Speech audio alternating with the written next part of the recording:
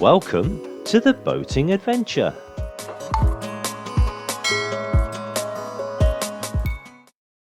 A very good morning to you from the Lisbon House studio. This is the second time that I've attempted to make this video. On the 9th of August 2022, Steve and I were due to take the Swamp Duck along the Trent and Mersey Canal up to the Harecastle Tunnel, and we were going to go through it and pick up my son-in-law Dan and his friend Sean, who had decided that this summer they would walk the length of the Trent and Mersey Canal, starting at Preston Brook and ending at Shardlow. But unfortunately, only on Monday this week, I got a phone call from the CRT to say that my booking for going through the tunnel had to be cancelled due to the fact that the water levels in that area are extremely low. And so they're having to conserve water for the locks. And in fact, the lock flight behind that, the Stoke flight, is open only limited times as well. And I've spoken to one or two of my YouTuber friends who are in that area, and they're just telling me don't bother because everything is closed. So we've decided to go south instead, and we're going to go down the River Soar, and we're going to go through Loughborough, Leicester, and then on the Grand Union, and take the Swamp Duck down to Foxton Locks, and then go up the flight of Foxton Locks, and then go and stay at Crick Marina, and then make our way back. So that's our plan, and hopefully, water levels permitting, we'll be able to do that. I'm using for my planning, I'm using the Canal Planner AC, which is an excellent tool. I've also followed a couple of very reliable YouTubers who give great advice about moorings and where to get supplies. Okay, so the first thing to do is to give the route a title. So I'm just going to call it Sawley Marina to Crick Marina.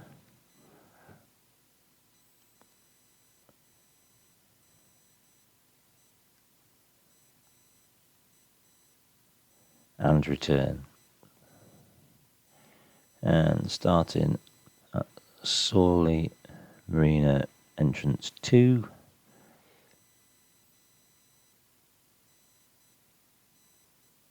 And then I'm going to start adding places. So having done quite a bit of this early stages before, I know that the next place that I want to moor up is Barrow upon Soar Bridge number 28. Been there before. Got the t-shirt, there's a nice pub there. And then I'm going to refer to the Canal Companion to give me other ideas of where to moor next. So having looked at that, I think the next place I'm going to moor up is Packhorse Bridge 105. The reason I'm doing that is because it misses out mooring up in Leicester. And having looked at one or two of the videos and vlogs of other people, I think that would be advisable.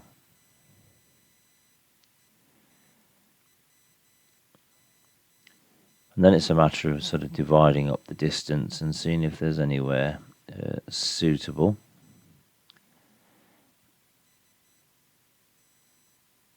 So the next one I'm going to put in is a place called Fleckney Bridge number 75. It looks very quiet there. Not a lot going on, but there is a walk to the village nearby where we can pick up some supplies. Looks like there's a co-op according to the map.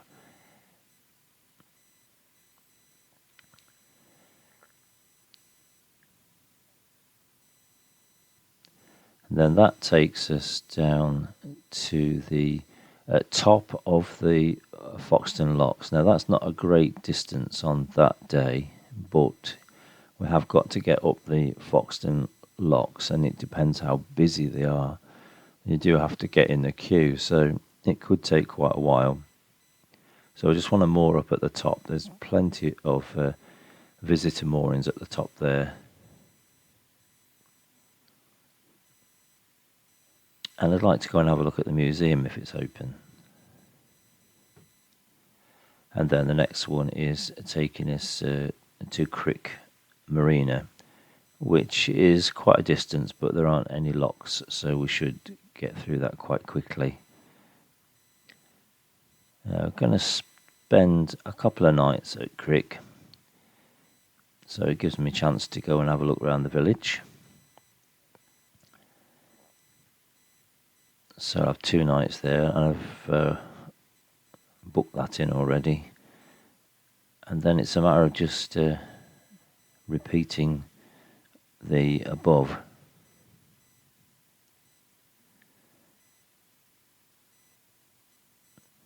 So if I can just quickly put those in.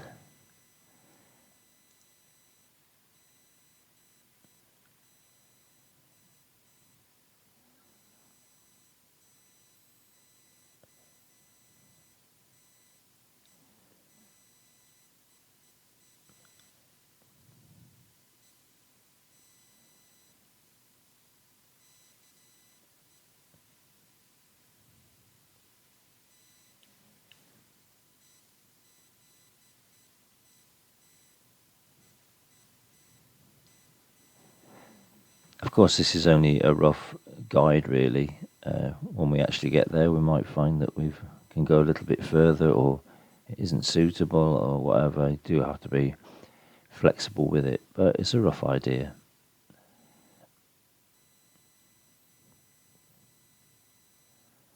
Oops. Upon Barrow upon Soar, bridge number 28.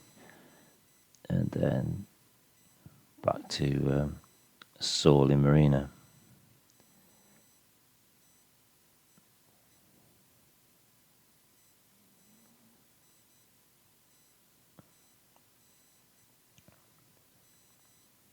And then I just need to make sure I put all the overnight stops in.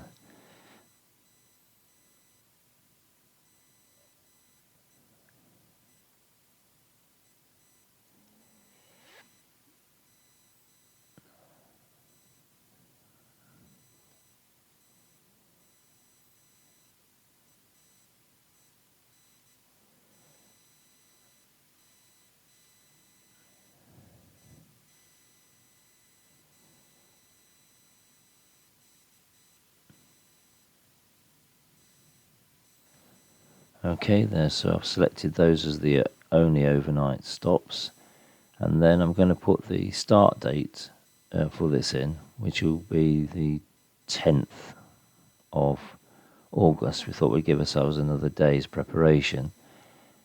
Important to put the start date in, because if there are any problems that have occurred or are going to occur during that period of time, they will come up on the planner. So if there are any stoppages or anything like that, you should get some sort of notification at the bottom of the route. So there you've got a summary of the trip, 124 miles long. And there's the route with rough times at the side, how long it takes to get to each bit. And then you get a map of the entire route with the stop-offs. You can see a small gap there where we head towards Foxton. As I say, we need time to get up the Foxton locks.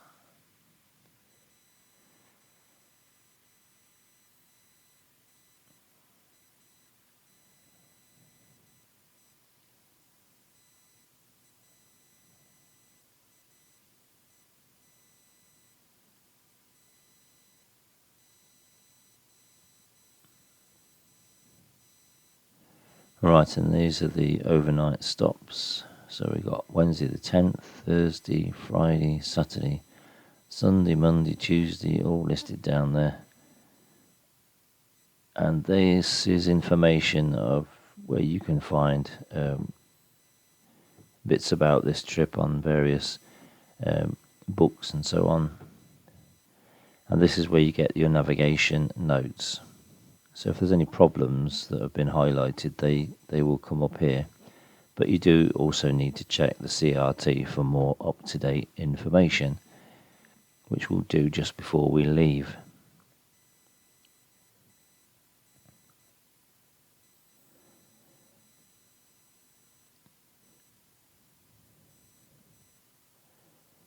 And then you can click the button at the bottom where it says virtual cruise, and you'll get a couple of maps, and if you set it to automatic, then it just goes through the route. You can see it changes the two maps, the Ordnance Survey maps, one a little bit more detailed than the other. So you can sit and watch that for the whole journey.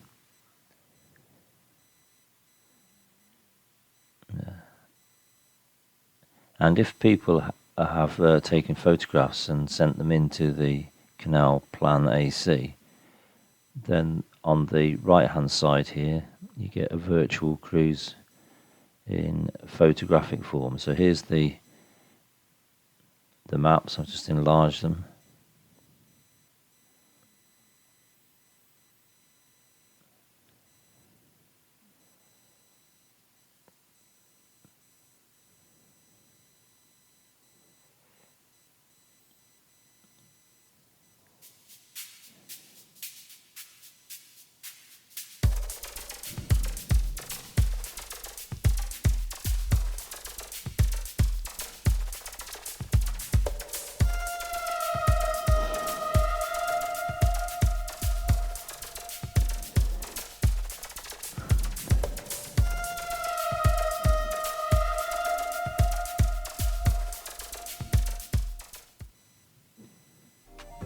Crucially, I need to work out the petrol supply.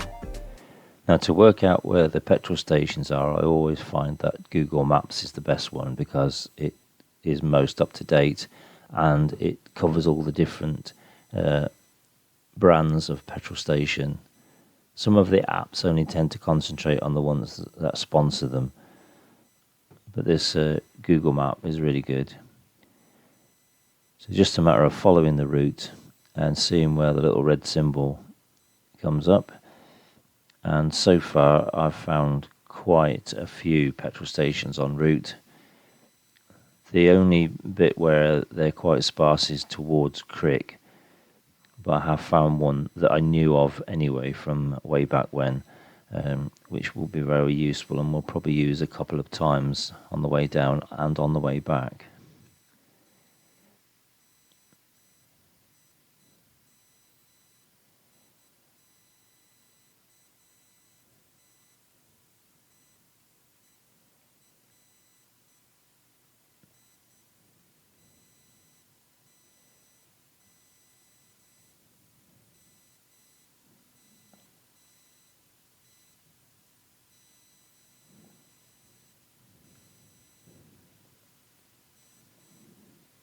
Plenty of petrol stations, but you've got to remember that you've got to walk to them. I had been toying the idea of putting a little fold-up bike on the Swamp Duck, but I think it's going to be take up too much room.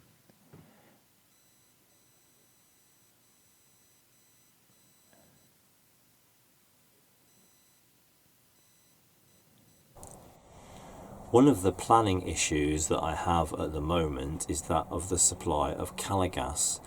It's almost impossible in the UK to obtain a 3.9 Caligas cylinder replacement at the moment. I have tried every retailer in a very, very large radius and have been unsuccessful. As soon as they get a supply, they go straight away. And many of them haven't received any replacements in many months. So I need to think of alternative methods of heating food and water. As regards heating food, I was able to obtain a packet of 4 butane cylinders, the sort of picnic stove size.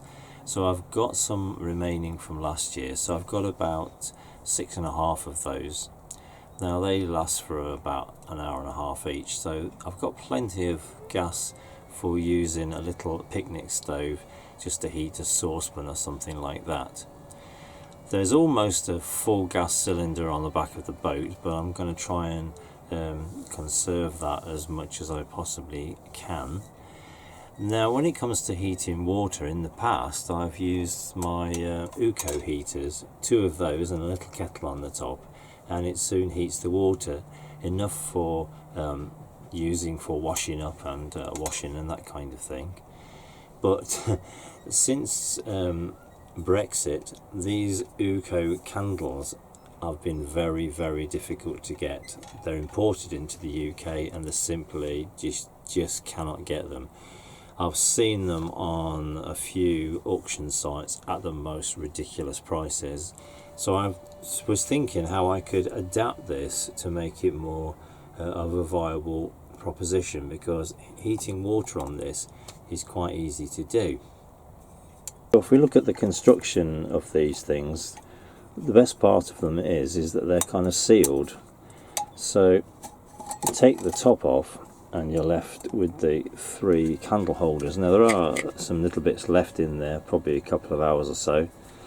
These unscrew and you get a spring, and it's the spring that pushes the candle up into this tube and prevents all the sort of like wax running down the side and that kind of thing. They're not 100% successful, but they do kick out a fair heat. Now each of these candles is supposed to last for 9 hours.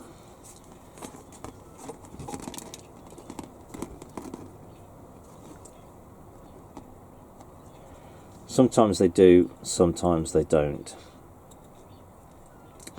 Now I was trying to think of a way of not using those candles, and I've come up with quite a simple solution. And the best thing about this solution is that it cost me virtually nothing. What I've done is to take a tin can. It had tin potatoes in it. It's about the right size really, and I just cut it down to about half its size, and I put a bit of foil on it so that it gets rid of the dangerous edges. And I'm just going to sit that on top there instead of the tubes. And then from a well-known Swedish furniture store, I managed to get these tea lights. Now these are the ones that will burn for 8 hours, so not quite 9 but almost. So I'm just literally just going to sit 3 of these on here, and they just fit, which means once this has gone over them they can't move around.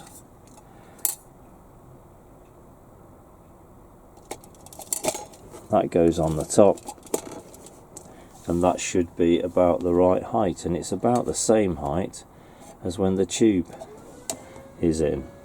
So that's my solution, and this is far cheaper and will last for approximately the same time and give off light and heat. So I think that's going to be my solution for my UCO heater until such time as you can get the proper candles at a reasonable cost. So my UCO heaters and the little kettle can take pride of place on the hearth that I made, and that will provide me with some hot water. Not having a constant hot water supply on the boat anyway, I've always been in the habit of using one of these catering flasks, which you push down and the water comes out the spout. Always, any water that I've boiled that is excess always goes in there, and that does give you some hot water for washing up and washing and cleaning and that kind of thing. And of course you could take the water out and reboil it just to save a little bit of gas.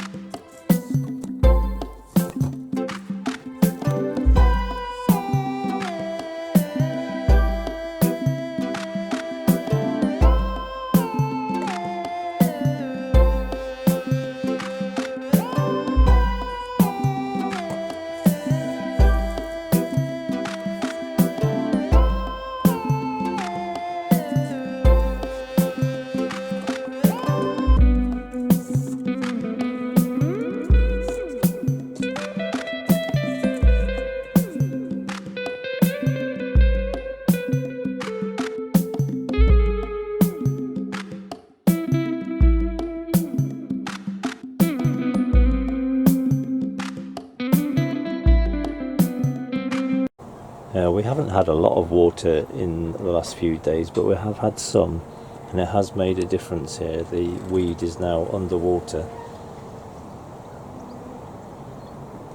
It's just a little bit floating around there, but essentially there isn't any at the back of the boat at the moment.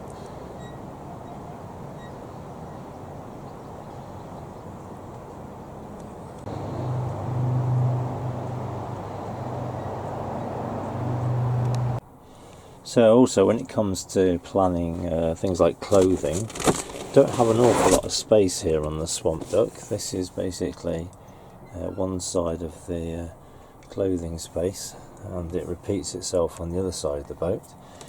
We've got these little cubby holes here for clothing.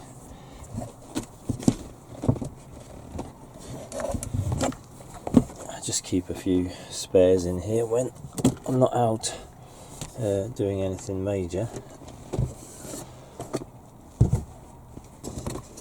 just in case I should need some emergency clothing at any time. But other than that, this is the only space that I have available, so we've got to whittle our 11 days of clothing into this small area. There is a little bit more storage under the seat which we can use, but not a great deal.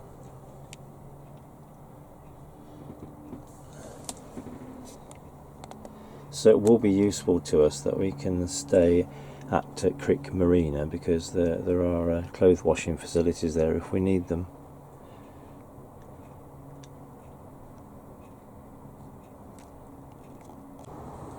In respect of keeping food cold, we do have a small fridge, and it is a fridge, it's not just a cool box. I specifically bought this one because it has a fridge element in it. It's not just circulating warm air like a traditional cool box would. So it was a little bit more expensive, but very well worth it. It's not huge, but we can keep some cooked meat and things in there, and some margarine, that kind of thing, and a pot of milk once it's opened. It's amazing how much we can cram in there. So we tend to make things like chilies and bolognese. Steve's in charge of chili and bolognese, and I'm in charge of making the sausage casserole. And then we tend to put it into vacuum packs, so it squashes it all up and cuts down on the amount of room that we need to store it. So we can probably get about 3 days worth of cooked meals in there.